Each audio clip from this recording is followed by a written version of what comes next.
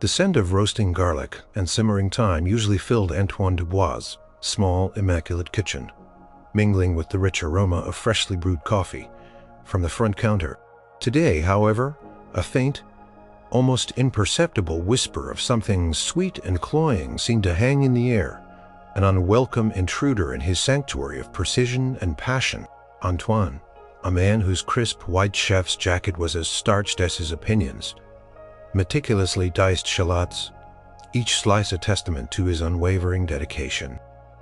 His bistro, Le Petit Plaisir, was not some greasy spoon, but a temple of refined, accessible French cuisine. He believed in integrity on the plate in every ingredient, every technique. He toiled for years perfecting sauces, mastering soufflés, and elevating humble vegetables to culinary masterpieces. He was a purist through and through. The bell above the door chimed a sound Antoine usually welcomed. He heard the muffled murmur of a new customer settling into a booth, a larger man than most, judging by the slight creak of the springs. Antoine continued his work, his focus absolute, until his sole waitress, a perpetually flustered but well-meaning woman named Sylvie, approached the pass-through window, her eyes wide. Antoine, without looking up, finished separating the segments of a perfectly roasted heirloom tomato. And what does table 4 desire? Sylvie, is it the coq au vin, or perhaps the pan-seared scallops with lemon beurre blanc? He allowed himself a small. Sylvie wrung her hands. No, chef, it's not on the menu. Antoine paused, his knife hovering over the cutting board. His smile vanished. Not on the menu, Sylvie. You know my rules. My menu is carried. Each dish is a symphony. We do not deviate. He spoke with the conviction of a man discussing sacred texts. But chef, it's him, Sylvie insisted, her eyes darting towards the dining area. He's very famous. Antoine scoffed. He cared nothing for fame. His critics were his patrons, and their praise was his only currency. I care not if he is the president himself, Sylvie. My kitchen is not a short-order diner. Now what does this famous gentleman wish to consume? Sylvie leaned closer, as if sharing a scandalous secret. He wants a fried peanut butter, banana, and bacon sandwich. Antoine froze. His knife clattered onto the cutting board. The delicate aroma of thyme in the air suddenly felt suffocating. He stared at Sylvie, his expression a mask of utter disbelief, then slowly morphed into something akin to horror. A what? He enunciated, each word dripping with incredulity. A fried peanut butter, banana, and bacon sandwich. Chef, Sylvie repeated, wincing slightly as she said it. He called it the King's Sandwich. Antoine's face turned a shade of crimson that rivaled his finest Cabernet Sauvignon. King's Sandwich, he bellowed, forgetting for a moment his professional composure. This is an abomination, an insult to gastronomy. Peanut butter is for children's lunchboxes, bananas are for fruit salads, and bacon is for the crispy accompaniment to a perfectly seared steak, not deep fried in a cloying confection. Sylvie, accustomed to Antoine's dramatic pronouncements but never to this degree of indignation, flinched. He said it's very important to him.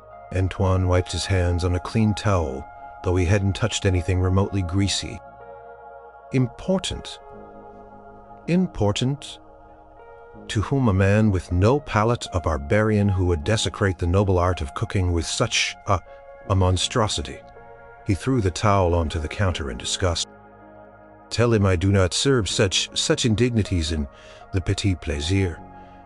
Tell him he may choose something from the menu, or he may take his King's Sandwich to a lesser establishment where culinary integrity goes to die. Sylvie looked like she might burst into tears. But, chef, he's... No buts, Sylvie, Antoine thundered, pointing a stern finger towards the dining room. My kitchen is a sanctuary of art, not a temple of gluttony. Now go." Sylvie, visibly trembling, nodded quickly and scurried away, presumably to deliver the devastating news. Antoine watched her go, then turned back to his immaculate cutting board, though his hands still trembled with indignation. The distinct aroma of roasting garlic was now entirely overshadowed by the imaginary smell of burnt peanut butter and overly ripe bananas.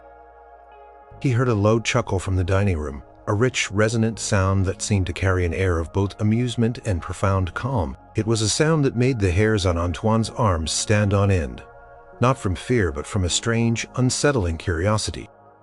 He briefly considered peeking through the pass-through, but his pride held him back. Let the man laugh, Antoine Dubois stood by his principles. And his principles dictated that a fried peanut butter, banana, and bacon sandwich would never ever cross the threshold of his kitchen. Not while he drew breath, not while the Petit Plaisir bore his name. This, Antoine thought, was going to be a long day.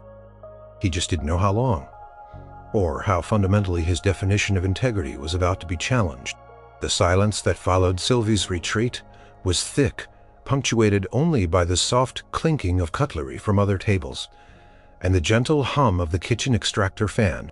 Antoine, despite his earlier bluster, found his gaze drawn towards the pass-through window. He heard Sylvie's muffled voice, then a deeper, more melodious tone. Chuckle returned softer this time, but still carrying that unique blend of amusement and a hint of something deeper. Suddenly, a figure appeared at the pass-through. He was taller than Antoine had expected, with a distinctive, almost regal bearing, even in casual clothes. His dark hair was meticulously styled, and though he wore sunglasses indoors, his smile was warm and disarming. It was a smile Antoine recognized instantly from countless magazine covers and television appearances. Sylvie hadn't been exaggerating. This was indeed him. The king. Elvis Presley leaned against the counter, his presence effortlessly filling the small space. So he drawled, his voice a smooth, captivating rumble. "I hear Chef Dubois has some rather strong opinions on my choice of comfort food." Antoine straightened, instinctively puffing out his chest. He would not be intimidated by fame. "My opinions, Mr. Presley, are not strong. They are simply principled. My kitchen is a place of culinary art, not a greasy spoon for novelty concoctions." He gestured vaguely with his hands as if swatting away a fly. Elvis chuckled again, a sound that made Sylvie, who was hovering nervously behind him, jump slightly. "Novelty concoctions, huh? Tell me, chef, what exactly offends your delicate sensibilities about a good fried peanut butter, banana, and bacon sandwich?" Antoine's eyes narrowed. "Offends, Mr. Presley. It violates every sacred tenet. The proper ques, the flavors fight, the cloying sweetness of the banana, with the grease of the bacon, the heavy blandness of peanut butter. It's a chaotic mess, a flannery disaster waiting to happen." Elvis listened patiently, nodding slowly. "Chaos, you say? Some folks find chaos intriguing, and as for flavor, well, I guess beauty is in the taste, but of the beholder, isn't it?" He leaned in slightly, his voice dropping to a more persuasive tone. "Chef, I've traveled the world. I've eaten at the finest restaurants, sampled dishes prepared by Michelin-starred chefs. But sometimes a man just craves something simple, something that reminds him of home, of childhood, of a time when things were less complicated." Antoine remained unmoved. "Simplicity, Mr. Presley, is not an excuse for sloppiness.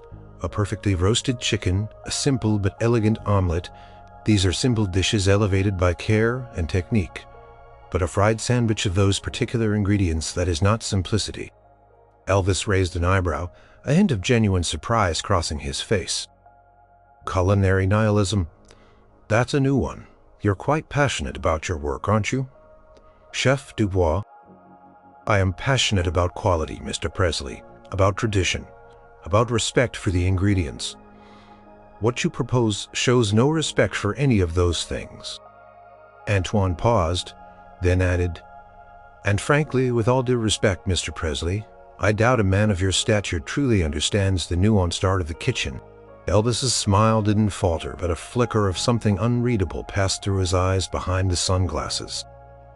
Perhaps you're right, chef. My art is in music, not in soufflés. But I do know a thing or two about what makes people happy. And this sandwich, it makes me happy. And sometimes, chef, that's all that matters. Happiness, Mr. Presley, is subjective. Culinary excellence is universal, Antoine countered, feeling a strange surge of energy from this unexpected debate. Elvis sighed, a soft, almost theatrical sound. All right, chef, let's talk turkey. Or, well, not turkey. Let's talk about incentives. What'd it take for you to make this sandwich? Money, a blank check. I could sing you a private concert right here in your kitchen. Antoine scoffed. The idea of Elvis Presley belting out a tune next to his delicate herb garden was almost as offensive as the sandwich itself. Mr. Presley, my integrity is not for sale. My art is not a commodity.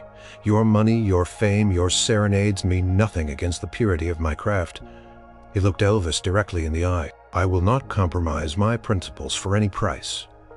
Not for a king, not for an empire. Elvis leaned back slightly, a look of genuine intrigue replacing his earlier amusement. So you're telling me that no amount of money, no amount of fame, no amount of persuasion will make you break your culinary code? Precisely, Antoine stated, arms crossed, feeling a strange sense of victory. Elvis was silent for a moment, observing Antoine with an intensity that made the chef feel as though he was being catalogued, understood on a level he rarely encountered. Fascinating, Elvis finally murmured. Most people have a price. Chef, most people, even the most principled, eventually bend. Then I am not most people, Mr. Presley, Antoine said with unwavering conviction. No, Chef Dubois, I'm beginning to think you're not. And that makes this even more interesting. He pushed himself off the counter. All right, chef, consider this round one. I appreciate your honesty even if your culinary judgment is, in my humble opinion, sorely misguided. He winked. But I'm a persistent man, Antoine, and I have a feeling we're not done with this sandwich just yet. With a final, captivating smile that could charm the birds from the trees, Elvis Presley turned and walked out of Petit Plaisir, leaving behind a stunned Sylvie and a simmering Antoine Dubois. Antoine watched him go, a strange mix of relief and a peculiar sense of challenge swirling within him. He had won the battle. True, but Elvis's parting words echoed in his mind. We're not done with this sandwich just yet, Antoine scoffed. He was done completely. Or so he told himself. He picked up his knife, but his hands felt restless. The distinct aroma of roasting garlic seemed to have faded, replaced by an unsettling phantom scent of peanut butter, banana, and bacon. The silence in the kitchen felt heavier than before. He had firmly refused the king. His principles were intact, but why did it feel less like a triumph and more like a prelude? Days turned into a week. Antoine Dubois had fully expected Elvis Presley to vanish as quickly as he had appeared, a fleeting bizarre anomaly in the otherwise orderly rhythm of Le Petit Plaisir. The story of the king's outrageous sandwich request and Antoine's unyielding refusal had certainly made for lively conversation among his regulars. Some lauded his integrity, others chuckled at his obstinacy. Antoine, however, simply moved on, confident that the matter was closed. His days resumed their familiar pattern: early morning market visits for the freshest produce, meticulous prep work, the controlled chaos of the lunch rush followed by the calmer, more intimate atmosphere of evening service. Antoine found solace in the predictable demands of his craft, the tangible results of his skill. Then one quiet Tuesday afternoon, just as the lunch crowd was thinning and Antoine was contemplating the menu for dinner, the bell above the door chimed, engrossed in plating a tart. tatin with elegant precision, didn't look up immediately. Sylvie, however, let out a tiny gasp. "Chef?" she whispered, her voice laced with the same awe from a week ago. Antoine sighed, expecting some minor crisis or an unusually demanding patron. "Yes, Sylvie, is the creme anglaise setting correctly?" "Chef," Sylvie repeated, her tone more urgent now. "It's him again." Antoine nearly dropped the delicate tart. He slowly turned his eyes, narrowing, half expecting to see Elvis Presley standing there with a defiant grin, ready to renew his sandwich demands. But the king was simply sitting in a quiet booth at the back, alone, sipping a glass of water. He wasn't wearing sunglasses this time, and his expression was thoughtful, almost serene. He held the menu, seemingly studying it with genuine interest. Antoine stared, perplexed. He was ready for a fight, a renewed debate, another declaration of culinary independence. But this quiet, contemplative king was unexpected. Sylvie, still wide-eyed, approached the booth. Elvis looked up, offering her a polite, subdued smile. He didn't try to order the sandwich. Instead, he simply pointed to the plat du jour. A classic French onion soup, followed by a simple croque. "Monsieur." Both were Antoine's elevated versions, of course, but utterly standard bistro fare. Antoine watched Sylvie relay the order. He was suspicious. What was the game here? Was this some elaborate psychological tactic?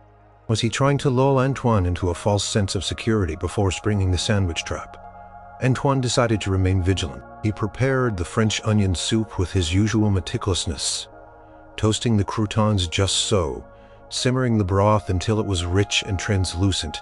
He sent it out with a wary glance towards table 4. He watched from the kitchen as Elvis took a spoonful. He saw the slight widening of his eyes, the slow, appreciative nod. Elvis didn't make a show of it, no grand pronouncements. He simply ate slowly, deliberately, as if savoring every spoonful. Antoine found himself inexplicably unnerved. He had prepared the croque monsieur next, with artisanal ham, creamy bechamel, and perfectly toasted brioche. He watched Elvis take the first bite. Again, the silent appreciation. After Elvis finished, Antoine braced himself, expecting a new request for the sandwich. Instead, Sylvie returned to the pastor's small smile on her face. He said, she reported, her voice hushed, that the French onion soup was the best he's ever had, and the croque monsieur was a revelation. He said it reminded him that even the simplest things, when made with true passion. Antoine felt a strange jolt, a genuine, unforced compliment, not about his fame, but about his food. It was unexpected, almost disarming, he scoffed, trying to maintain his professional distance. Of course it was extraordinary, Sylvie. I made it now. Did he order anything else? Sylvie shook her head. No, chef, just the bill. And he said he'd be back. He'd be back, Antoine repeated, his voice rising in pitch. This was not part of his calculated refusal.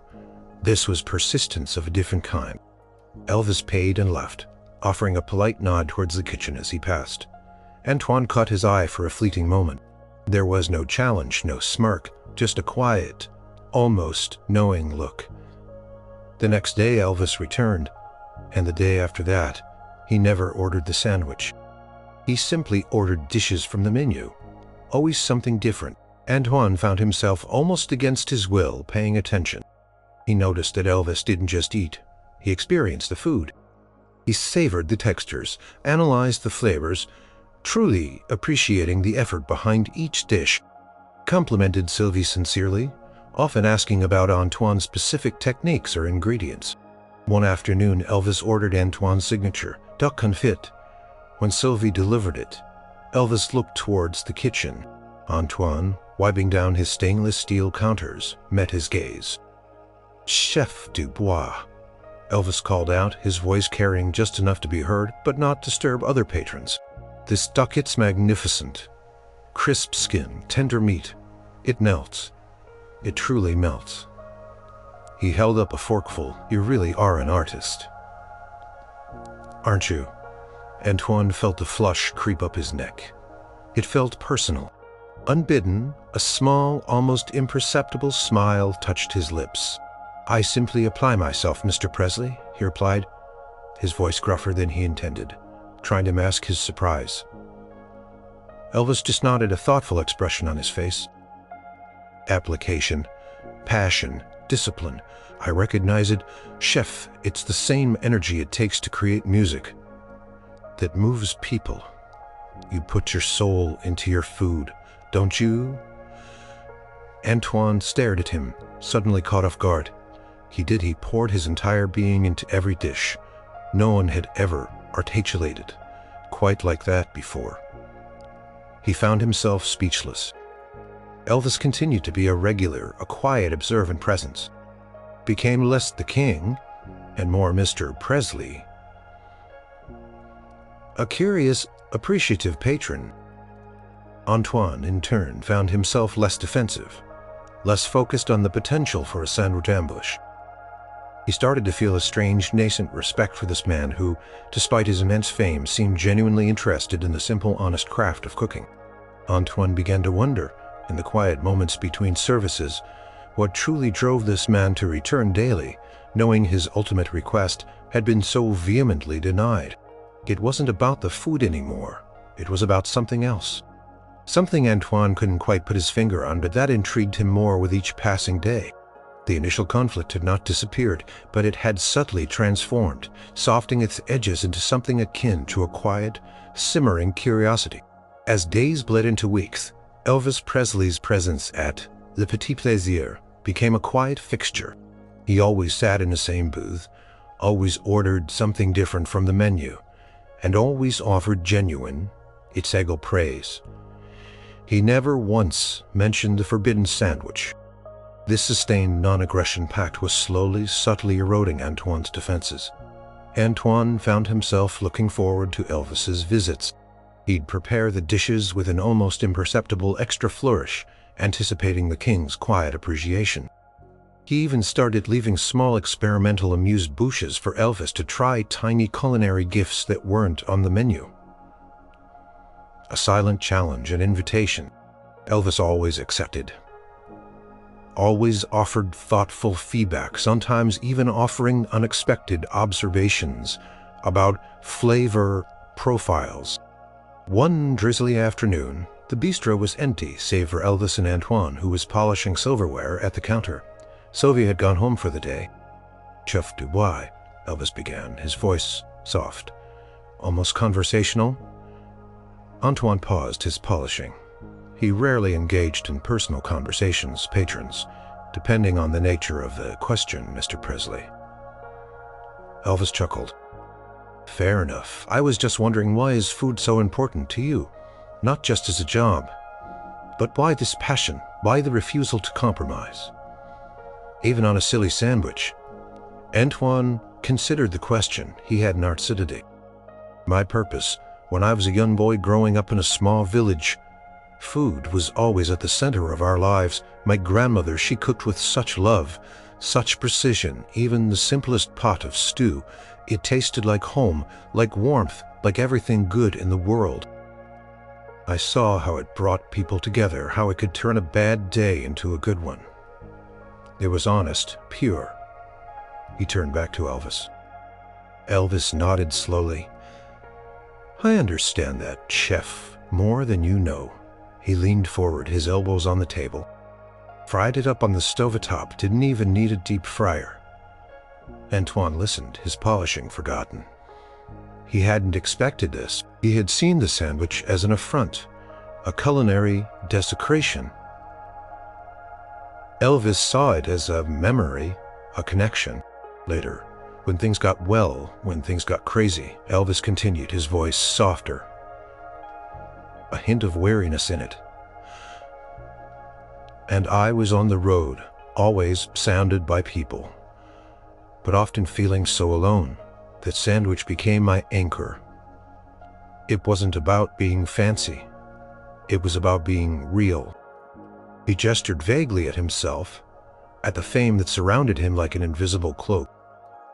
Antoine's initial reaction was to dismiss it as sentimentality, an indulgence, but as he looked at Elvis, truly looked at him, he saw not the global icon, but a man who, despite all his success, seemed to crave a connection to something humble and genuine, just as Antoine himself craved the pure expression of his culinary art. So Antoine said, his voice softer than before, "It is not merely a sandwich, it is a memory on a plate." Elvis smiled sadly. "Exactly, chef, a very potent memory, and sometimes those memories are more precious than any five-star meal." He paused. "You know I listen to my fans, Antoine. I try to give them what they want, what they need from me. Sometimes it's the flashy performance, sometimes it's a quiet ballad. It's about connecting. And I sense that you connect through your food." Antoine considered this. He did. He poured his essence into his dishes, hoping to evoke not just taste, but comfort, joy, even a moment of peace for his patrons. He realized with a jolt that he and Elvis, despite their wildly different worlds, shared this fundamental desire to create something meaningful, something that resonated deeply with others. "But," Antoine finally said, still wrestling with his ingrained principles, "even with memory, one must not compromise quality. A memory should be honored, not cheapened." Elvis's eyes lit up slightly. "Ah, now we're getting somewhere, chef. So if one were to honor that memory, to elevate it, would that change things?" Antoine frowned. He hadn't said that, he hadn't even considered it, but the seed had been planted. He could feel it, a tiny sprout of an idea challenging the hard-packed soil of his conviction. He thought of his grandmother, carefully preparing her simple stew, elevating humble ingredients with love and skill. He realized then that his refusal, while born of principle, was also born of a certain rigidity. He had dismissed the sandwich, not just as a bad dish, but as something beneath his consideration. But if it was a memory, a personal anchor for this man, then perhaps it deserved at least the thought of elevation. It would still be a problematic combination of ingredients, Mr. Presley, Antoine said, trying to sound firm. But the conviction was wavering. Elvis just smiled a knowing, gentle smile. Perhaps, or perhaps in the hands of a true artist, even the most problematic ingredients can be transformed. Just like a simple country boy can be transformed into whatever he needs to be. "Thank you for your honesty, chef, and for the amuse-bouche. It was, as always, exceptional." As Elvis walked out, Antoine stared at the polished spoon in his hand, seeing not his own reflection, but a glimmer of an idea. He had always believed in the inherent quality of ingredients. But what if the quality was not just in the ingredient itself, but in the transformation? What if even a simple derided combination could be made magnificent through the alchemy of a chef's skill? He felt a peculiar mix of apprehension and exhilaration. His world, once so rigidly defined, was beginning to expand. Conversation about memories and authenticity had lingered with Antoine, a quiet hum beneath his usual culinary focus. He found himself re-evaluating his definitions, not just of food, but of what constituted art. Was it just about classical perfection, or was there an artistry in elevating the unexpected, in bringing soul to the mundane? Elvis continued his daily visits, maintaining their unspoken agreement. He tasted Antoine's creations with the genuine appreciation of a connoisseur, never once pushing the forbidden topic. This sustained non-aggression pact was perhaps the most effective strategy Elvis could have employed. It had worn down Antoine's defenses far more effectively than any amount of money or fame ever could have. One bright morning, Elvis arrived earlier than usual, just as Antoine was setting up for the day. Sylvie hadn't even arrived yet. Elvis settled into his usual booth, a relaxed smile on his face. "Chef Dubois," Elvis began, his voice warm. "I've been doing a lot of thinking about our little culinary philosophical debate," Antoine, wiping down the already gleaming counter, paused. "Oh?" he asked. A hint of apprehension in his voice. He wondered if this was the day the topic would finally resurface. Indeed, Elvis continued. You believe in elevating ingredients in technique and artistry. You make even a simple croque monsieur into something extraordinary. He paused, leaning forward slightly. And I believe that every dish, no matter how humble its origin, has the potential for greatness, if given the right attention. That is a generous interpretation of our disagreement, Mr. Presley. Elvis chuckled. Perhaps, but here's my proposal, chef. A challenge, if you will. Antoine, this was different from a demand, a challenge. Antoine considered this. It wasn't the sandwich. It was a test of his skill, a true culinary puzzle. This was a challenge he could accept, one that didn't compromise his core beliefs, but rather expanded them. And what dish do you propose, Mr. Presley? He asked, a spark of professional interest igniting in his eye. A grilled cheese sandwich. Antoine stared. A grilled cheese, the very epitome of simplicity. A child staple. It was almost insulting in its basicness, yet it wasn't an abomination. But the other one, it was a blank canvas, however humble. Could he take 2 slices of bread and some cheese and elevate it into something worthy of Petit Plaisir? The idea, once scoffed at, now held a strange allure. A grilled cheese, Antoine repeated slowly, testing the words. No other ingredients? No bacon, no banana, no peanut butter? He had to confirm. Elvis held up his hands, a genuine smile on his face. Just a grilled cheese. Chef, your grilled cheese, made with your absolute best, most pure intent. Show me the soul you put into your food. Show me how even the simplest thing can be extraordinary. Antoine found himself nodding. This wasn't a surrender. It was a way to prove his point that even something simple could be refined, without resorting to the horror of the fried peanut butter, banana, and bacon. He saw it as a victory, not a defeat. He would show Elvis Presley what true culinary artistry meant, even with the most unassuming ingredients. Very well, Mr. Presley, Antoine said, a newfound excitement bubbling beneath his calm exterior. A grilled cheese. But understand, it will be my grilled cheese. It will not be simple. It will be a revelation. Elvis clapped his hands softly. A sound of genuine delight. That's what I want. Chef. A revelation. I knew you had it in you. So when shall this revelation take place? Antoine considered his ingredients, already planning. Tomorrow, for lunch, you will be my sole judge. It would be my distinct pleasure, chef, Elvis said, his smile radiating genuine warmth. He looked around the empty bistro, then back at Antoine. You know, chef, you are a truly remarkable man, unwavering in your convictions. I admire that. Antoine felt a strange warmth spread through him. This was the first time Elvis had praised him as a man, not just as a chef. It felt different, more significant. As Elvis left, Antoine stood in his quiet kitchen, a million ideas for a grilled cheese sandwich swirling in his head. What cheese? Gruyere Comte? A blend?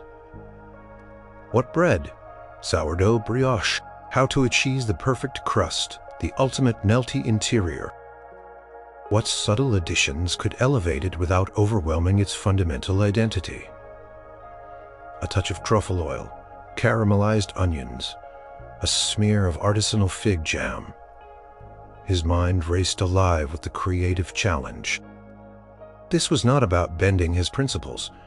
It was about demonstrating their versatility. He would show the king that the art of cooking was boundless, capable of transforming anything into beauty, even a humble grilled cheese. And perhaps, just perhaps, this might finally satisfy Elvis's peculiar obsession with comforting simple foods. He felt a rare thrill, an anticipation he hadn't felt in years, reminding him of his earliest days in the kitchen, experimenting and discovering this was going to be fun. The next morning, Antoine Dubois was He had slept little, his mind alight with ideas for the revelation. Grilled cheese! He approached the challenge with the same meticulousness he applied to a delicate pate or a complex reduction sauce. This wasn't just a grilled cheese. It was a testament to his philosophy.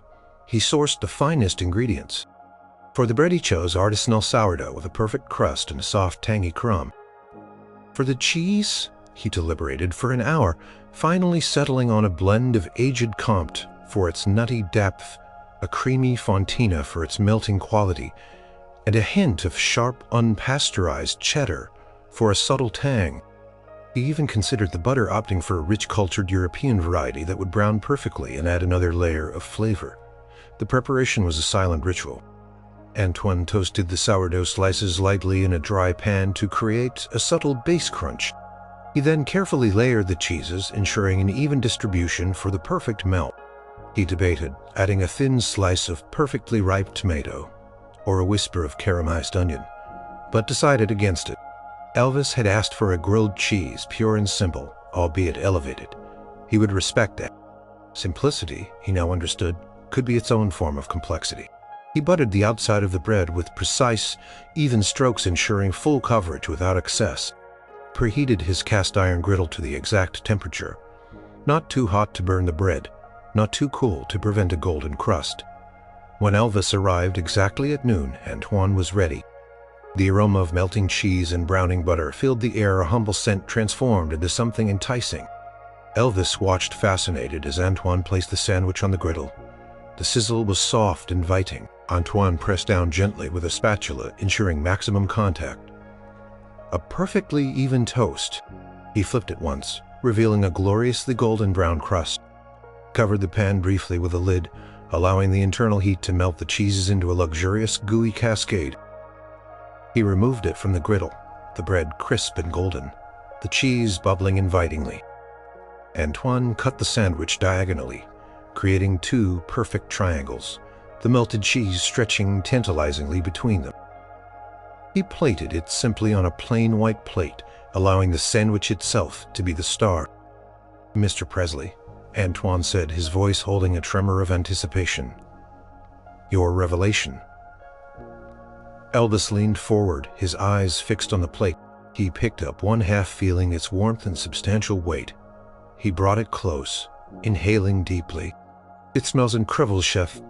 Not like any grilled cheese I've ever encountered and store. Hiton, pelvis, tussas, pastres." "Chef Dubois," he began, his voice laced with genuine awe. This is not just a grilled cheese sandwich. This is a symphony of cheese and bread. The sourdough's tang cuts through the richness. The blend of cheeses creates layers of flavor I didn't know were possible. And the crown." He took another bite. Cluck, not hard. For a moment, it takes something so utterly simple, something humble, and elevates it into something truly magnificent. You've taken a childhood memory and given it an adult soul. Antoine felt a surge of pride far deeper than any critical review or award had ever given him. He had proven his point. He had shown that even the most basic dish in the hands of a master could be transformed. "This," Elvis said, opening his eyes a profound understanding, "is what I meant. This is exactly what I meant about the art of creation. You haven't changed what it is. You've just perfected it. You've respected its essence while pushing its boundaries. And if you can do this with a grilled cheese, imagine what you could do with other things." The implication hung in the air, unspoken, but clearly understood. The forbidden sandwich. Antoine felt a shiver. He had, indeed, demonstrated his principle. But in doing so, he had also inadvertently opened the door, not to a surrender, but to a deeper challenge. Elvis wasn't asking him to make the sandwich anymore. He was asking Antoine to transform it, to apply the same genius to it as he had to this grilled cheese.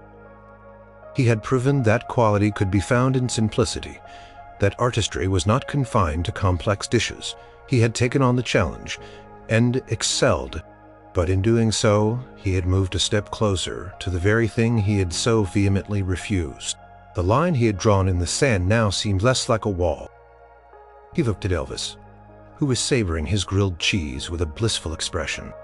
King hadn't just eaten a sandwich, he had understood a philosophy, and Antoine for the first time felt a strange pull towards exploring the culinary unknown. The success of the Revelation grilled cheese had shifted something fundamental in Antoine. He still held to his principles, but they now felt more elastic, less rigid. The encounter with Elvis, originally a culinary conflict, was slowly transforming into an unexpected dialogue about passion, art, and the human need for connection. Elvis continued his visits, no longer pushing the sandwich, but instead deepening their quiet conversations. He began to share more about his life. Not the glamorous facade, but the raw, vulnerable reality. One evening after the last customer had left and Antoine was tidying up, Elvis remained nursing a cup of tea, a boy from Tupelo who loves his mama's cooking and a good tune. Antoine listened, surprised by the candor. He had always seen Elvis as an impenetrable icon. Now he was seeing a man burdened by his own success. "It's lonely at the Top Chef," Elvis continued, looking out the window into the quiet street. "You're surrounded by people, but there's a distance. No one really knows you, or they want something from you. And that's why that sandwich, it means so much. It's a taste of a time when things were simple, when love was unconfinement." He poured his passion into food, but rarely shared himself with others. His meticulousness was a shield, his high standards a fortress against disappointment. I understand the feeling, Mr. Presley," Antoine admitted, a rare crack in his stoic facade. "My kitchen, it is my world, my sanctuary. I find solace in the precision, in the control. The world outside it can be chaotic, unpredictable." He hesitated, then continued, something urging him to reciprocate Elvis's vulnerability. "I, too, came from humble beginnings. My family, they expected me to follow a different path, a more practical one. My pursuit of culinary excellence, it was seen as frivolous, a fantasy." He looked down at his hands. "I had to fight for this, to prove myself, to show them that cooking was not just a trade, but a true art. And sometimes that fight, it made me rigid, unyielding, because if I bent even a little, it felt like betraying everything I had worked for." Elvis turned from the window, his gaze soft, understanding. "So your principles, they're your armor, your way of protecting your dream." Antoine nodded. "Precisely." "And that sandwich," Elvis said, gesturing lightly, "it felt like an attack on that armor, didn't it? An unrefined, chaotic thing trying to break into your perfectly ordered world." Antoine let out a small, mirthless chuckle. "Did? It felt like a vulgarity, a mockery of everything I hold sacred." Elvis prompted gently. Antoine paused, considering. Now I see it differently. Now I see it as a yearning, a longing for something simple and true, even amidst the chaos, like a simple melody in a complex orchestral piece. "You opened my eyes, Mr. Presley. You made me see that sometimes. True art is not just about perfection, but about connection, about soul." Elvis smiled, a genuine, heartfelt smile that seemed to reach his eyes. "And you, Chef, showed me that even a simple memory can be elevated without losing its heart, that it can be honored and refined." He leaned forward. "You know my music. It has to be accessible. It has to reach people. But it also has to be honest, raw, from the gut. That's what makes it real. And your food, Chef, it's real. It's honest." Two men sat in comfortable silence for a moment. Two artists from vastly different worlds finding common ground in their shared vanities and their profound dedication to their crafts. The fame and the anonymity, the king and the chef, they dissolved into two men who understood the cost of passion and the solace of creation. "So," Elvis finally said, breaking the silence, his voice now lighter, "given this new understanding, this shared vulnerability, do you still consider the idea of that sandwich to be a culinary nihilism?" Antoine smiled a genuine, rare smile that transformed his stern face. "Perhaps not nihilism, Mr. Presley. Perhaps a profound challenge, a true test of a chef's ability to find beauty in the unconventional." He paused, his mind already spinning with possibilities, not just of ingredients, but of meaning. Perhaps it is not about making the sandwich, it is about reimagining it, about finding its soul and elevating it. Elvis's eyes lit up. "Reimagining its soul. I like the sound of that. Chef, I like the sound of that very much." He rose, a new energy about him. "This is priceless, chef. This conversation, this understanding. It's worth more than any record deal." Antoine felt a sense of lightness he hadn't experienced in years. The conversation wasn't about the sandwich anymore, it was about something far deeper. And he knew instinctively that whatever came next, it wouldn't be a defeat but a revelation. The air in Le Petit Plaisir felt different the next day. Quiet understanding had settled between Antoine and Elvis. The king still came, but now with a relaxed familiarity.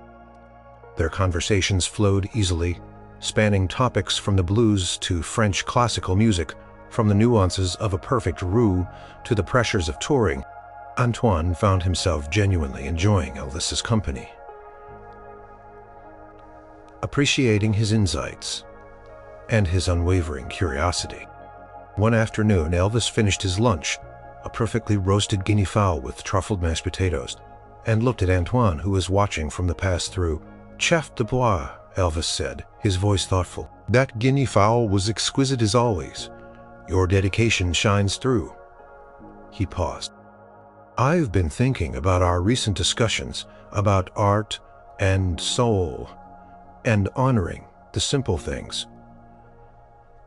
Antoine nodded, a slight tension in his shoulders.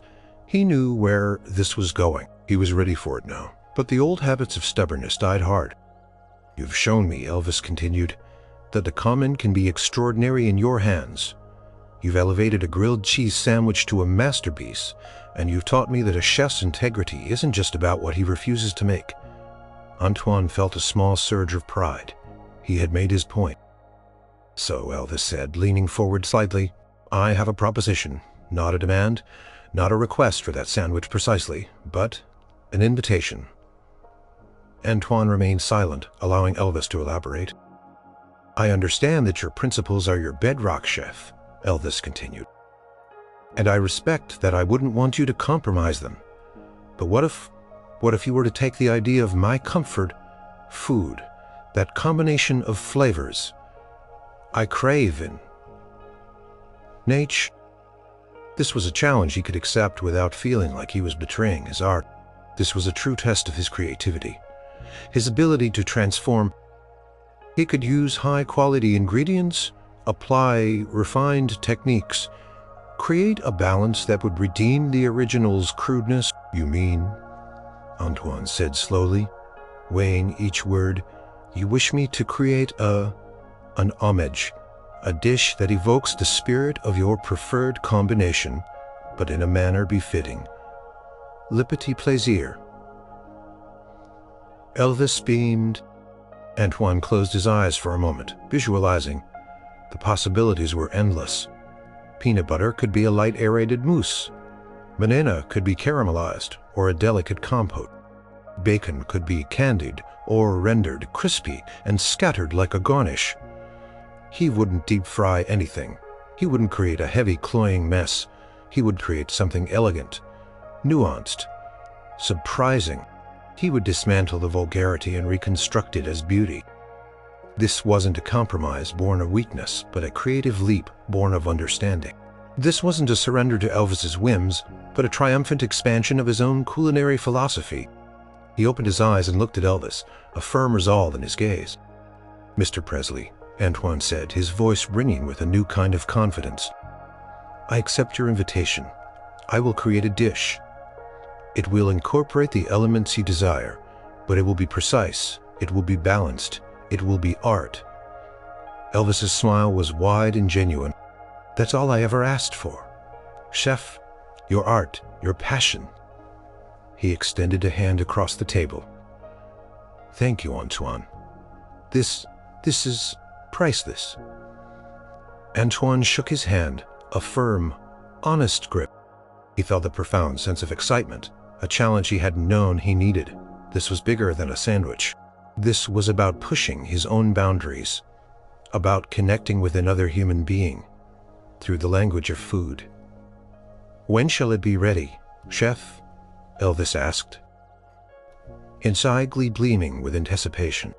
This would require careful experimentation, several trials, meticulous planning.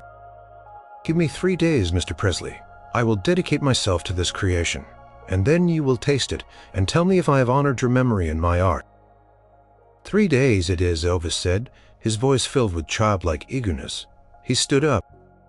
I'm already looking forward to it, chef, more than any concert. As Elvis left, Antoine felt a thrill he hadn't experienced in years. The initial refusal, the stubborn standoff, the quiet understanding, it had all led to this. A collaboration. He walked into his kitchen, his mind buzzing with ideas. This wasn't just about making a sandwich anymore. It was about building a bridge between two worlds, between two passions. And he, Antoine Dubois, the purist, was ready to build it with every ounce of his culinary soul. For the next 3 days, Le Petit Plaisir was a crucible of culinary experimentation. Antoine Dubois typically focused on his established menu, dedicated every spare moment, every ounce of his creative energy to the homage. Sylvie watched, perplexed but intrigued, as her chef muttered to himself, tasted tiny spoonfuls of various concoctions and meticulously arranged ingredients on plates before whisking them away. Antoine started with the banana.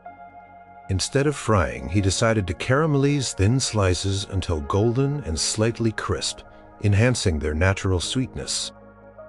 He also created a delicate banana compote, subtly spiced with a hint of vanilla and a whisper of rum. For a softer, more refined texture, the bacon was the next challenge. A thick, cloying paste was anathema to his principles.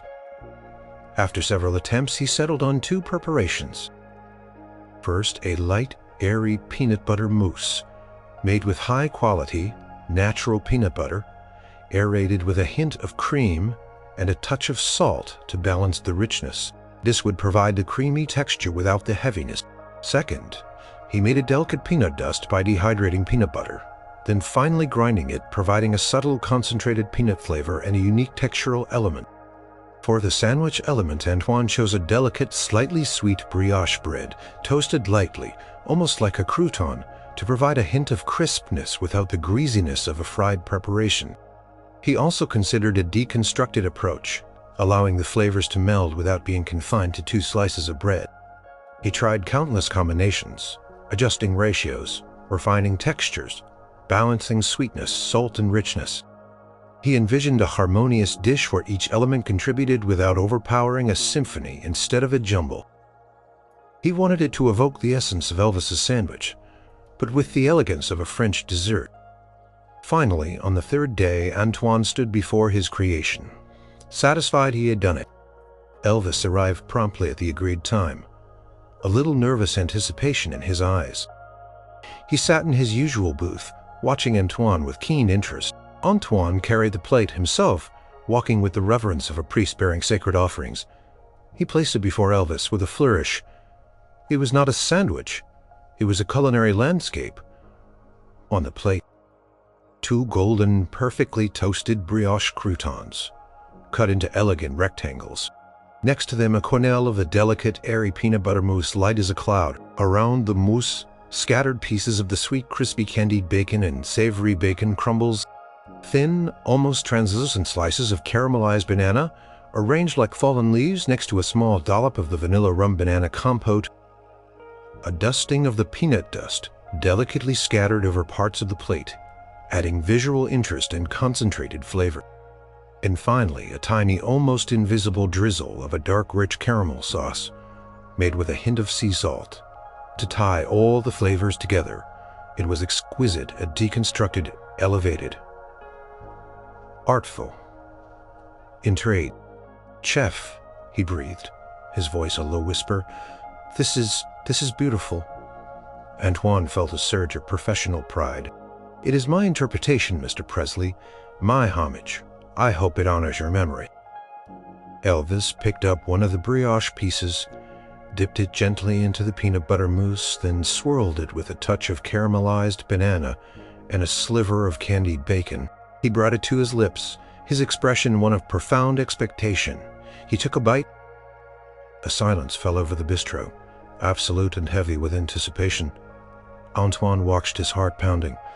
Elvis's eyes closed slowly. A soft sigh escaped his lips.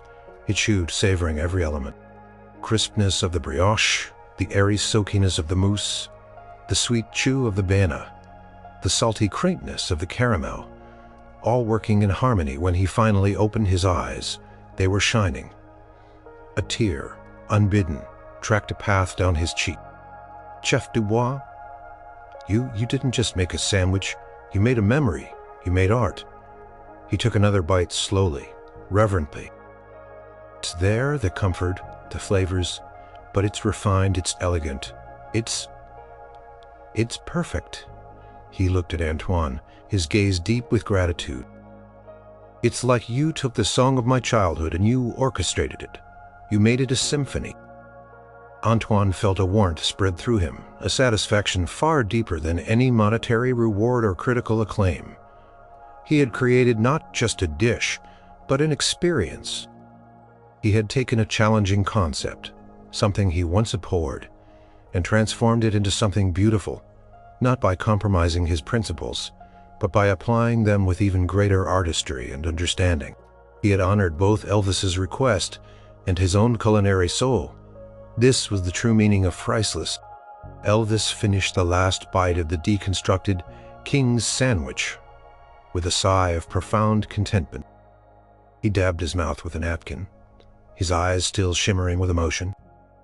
"Antoine," he said, looking at the chef with an intensity that went beyond mere admiration, "I cannot begin to thank you.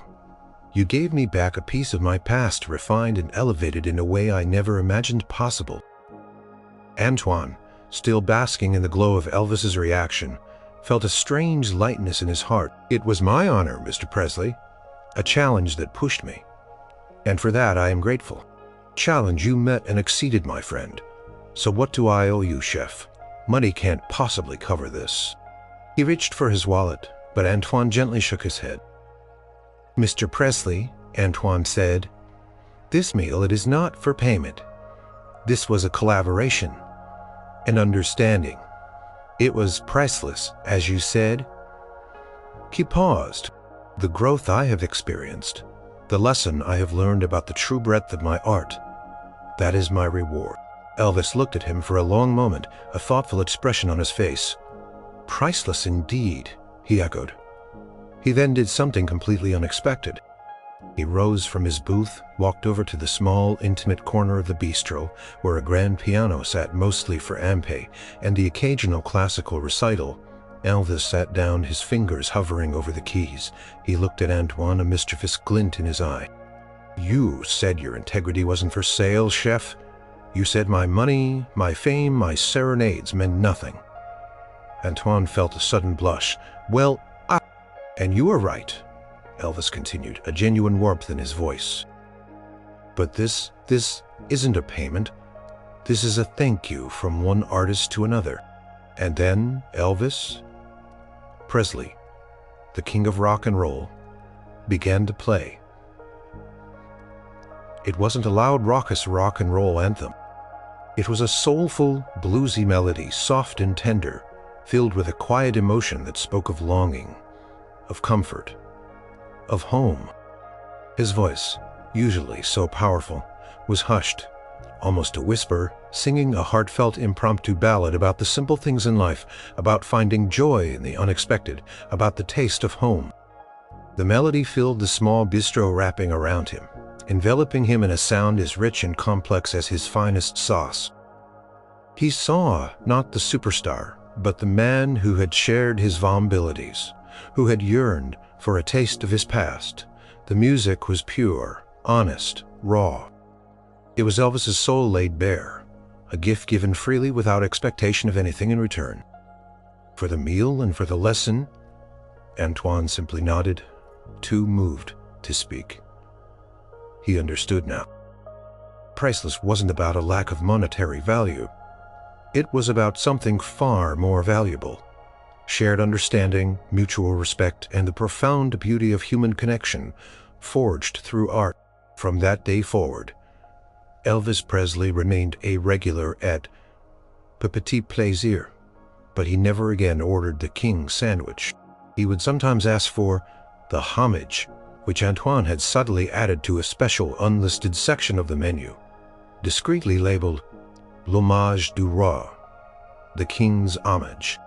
It was only offered to those who understood its story, a quiet testament to their unique friendship.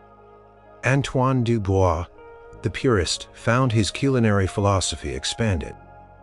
He learned that true artistry wasn't just about strict adherence to tradition, but about the ability to innovate, to elevate, to find soul in unexpected places. His kitchen, once a fortress, became a more open, welcoming space. His food, always excellent, gained a new depth, a broader appeal, reflecting a heart that had learned to embrace the unexpected.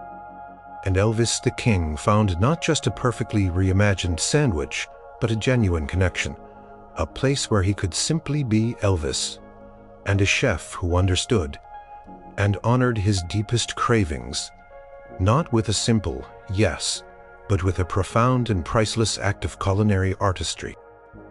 Their unusual friendship, born from a stubborn refusal and nurtured by mutual respect, became a quiet legend in the culinary world, a heartwarming reminder that sometimes the most extraordinary